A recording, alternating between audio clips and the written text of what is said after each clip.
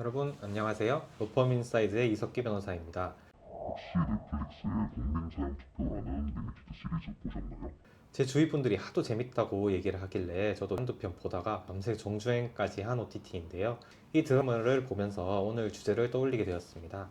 정의의 사도가 악질범에게 복수를 한다는 내용의 사적 제재, 가해자에게 통쾌한 복수를 가하는 것만이 과연 올바른 정의라고 할 수 있을까요?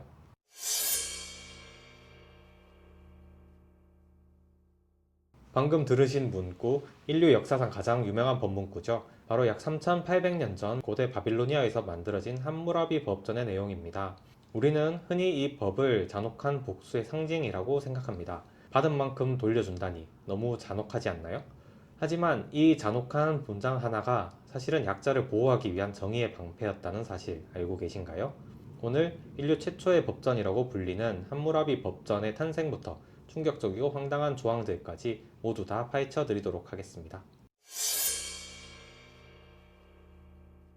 먼저 시계바늘을 기원전 18세기 지금의 이라크의 땅인 메소포타미아 지방으로 옮겨보겠습니다. 당시 이곳은 그야말로 춘추 전국 시대였는데요. 여러 국가들이 서로 땅을 뺏기 위해 하루가 멀다 하고 싸움을 벌이던 땅이었습니다. 이 난세에 바빌론 6대 왕으로 등극한 한 남자가 있었으니 그가 바로 함무라비입니다. 그는 단순히 싸움만 잘한 정복 군주가 아니었습니다. 즉위하자마자 탁월한 정치력과 군사력으로 메소포타미아 남부 지역에 거대한 제국을 건설하게 되죠. 하지만 여러분, 땅을 넓히는 것보다 더 어려운 게 뭔지 아시나요? 바로 그 넓은 땅의 사람들을 다스리는 것입니다. 말도 다르고 문화도 다르고 믿는 신도 다른 사람들을 하나의 국가에 모아놓고 통치를 하려면 무엇이 필요할까요? 바로 강력한 기준입니다. 함무라비 왕은 누구나 따를 수 있는 강력한 기준, 즉 법을 만들기로 결심합니다.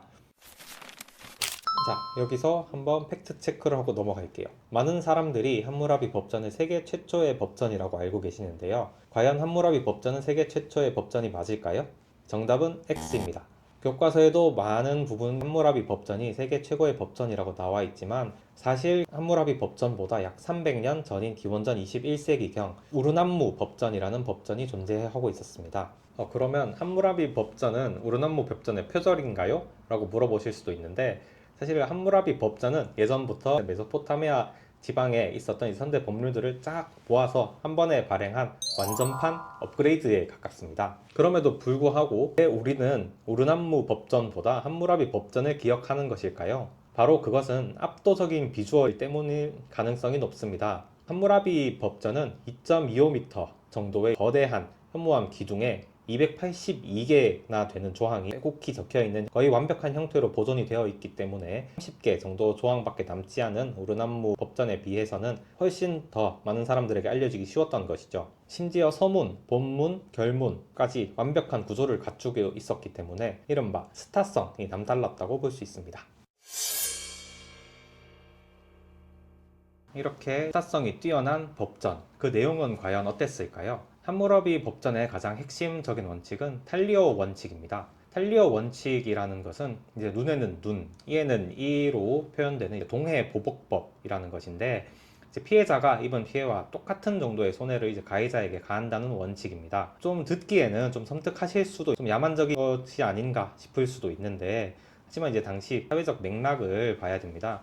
그 고대 시절에는 인권의 개념도 없었고 내 가족이 맞고 오면 이제 상대방의 가족을 완전히 몰살시키는 형태의 끝없는 피해 복수가 일상이었습니다. 함무라비 법전은 그러한 처절한 복수극의 브레이크를 건 겁니다. 너 눈 하나만 이제 다쳤어? 억울한 건 알겠지만 딱 눈 하나 정도만 복수해. 목숨 뺏는 건 안 돼. 즉 이 원칙은 잔혹한 보복을 권장하는 게 아니라 이제 처벌의 상한선을 정해서 과잉 처벌을 막으려는 이제 고대판 정의의 저울이었던 겁니다. 사적 복수를 금지하고 처벌을 국가가 담당하게 했다는 점에서 오늘날 법치주의의 시초라고 볼 수도 있겠죠. 또한 함무라비 법전에는 오늘날 소비자 보호법에 해당하는 조항도 있었습니다.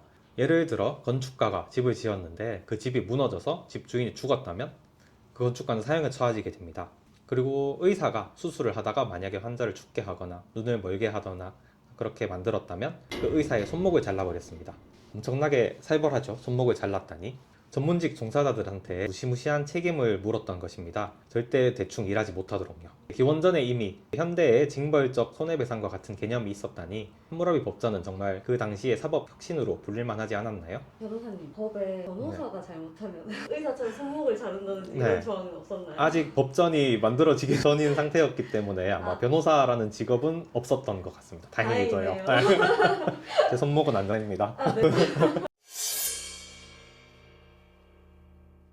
다만 함무라비 법전은 신권에 관한 개념이 존재하지 않았던 먼 과거에 작성된 만큼 그 한계 또한 명확합니다. 먼저 신분차별적인 조항이 법전에 직접 기록되어 있었습니다. 앞서 말한 눈에는 눈 원칙은 같은 신분끼리만 적용되었는데요. 만약 귀족이 평민의 눈을 멀게 했다면 눈을 뽑히진 않았습니다. 그냥 평민에게 은화 1미나 정도만을 지급하면 끝이었습니다. 반대로 노예가 귀족의 뺨을 때리면 즉시 그 노예의 귀를 잘라버렸습니다. 현대의 만인이 법 앞에 평등하다라는 원칙은 이 시대에는 통하진 않았던 것입니다. 그 다음으로 신명재판에 관한 내용이 법전에 포함되어 있었다는 점입니다. 신명재판 또는 실현재판이라고 불리는 이 조항은 증거가 분명하지 않은 사건에서 당사자에게 육체적인 고통이냐 시련을 가하고 그 결과에 따라 죄의 유무를 판단한다는 내용입니다. 바빌로니아 제국의 시민이 마녀라고 고발을 당했다면 재판관은 피의자를 그 유프라테스 강물에 던져버립니다. 만약 피의자가 물에 떠서 살아나온다면 강의 신이 무죄를 인정했다라고 해서 피의자에게 무죄를 내리고요. 만약에 피의자가 물에 빠져 죽었다 하면 그 신이 유죄라서 벌을 내렸다라고 간주를 하고 피의자를 유죄로 처벌을 하였습니다. 어차피 피의자는 물에 빠져서 죽었기 때문에 그에 대한 땅한 처벌을 받은 것이라고 간주되었고요. 아, 그러면 강이 네. 이 사람이 마녀가 아니다, 맞다를 판단해 준다는 건가요? 그렇죠. 강의 신이죠. 정확히 얘기하면 강의 신이 존재를 했고 그 강의 신이 그 사람이 마녀가 아닌지 판단을 해줄 수 있다라고 믿었던 것이죠. 그리고 만약에 피의자가 무죄라고 입증이 된다면 거짓 고발을 한 사람은 사형에 처하게 되었습니다. 지금 생각하면 사실 말도 안 되는 미신 같지만 당시 사람들은 신의 뜻을 묻는 가장 공정한 절차다라고 생각을 해서 그 법전의 조항까지 만들었던 게 아닌가 싶네요. 오늘 우리는 3800년 전 돌기둥에 적힌 법전인 함무라비 법전에 대해서 알아보았습니다. 지금의 기준으로 보면 너무나도 잔인하고 신분에 따른 차별이 존재하는 불완전한 법전이라고 볼 수도 있는데요. 하지만 함무라비 법전은 무질서한 복수를 멈추고 국가가 정한 규칙으로 처벌을 하고 국가의 질서를 바로잡겠다는 함무라비 왕의 신념이 담긴 당시로서는 혁신적인 법전이었습니다. 함무라비 법전 서문에는 이런 말이 적혀 있습니다. 강자가 약자를 억압하지 못하게 하고 고아와 과부에게 정의를 베풀기 위해 이 법을 쓴다. 비록 방법은 거칠었지만 함무라비 대왕이 꿈꾸었던 세상은 지금 우리가 바라는 정의로운 사회와 그 방향이 같았던 것 같습니다. 법의 역사는 어쩌면 저 차가운 돌기둥에서 시작되어 인간의 따뜻한 존엄을 찾아가는 과정이 아니었을까요? 오늘 영상이 유익하셨다면 구독과 좋아요 부탁드립니다. 지금까지 로펌 인사이드의 이석기 변호사였습니다. 감사합니다.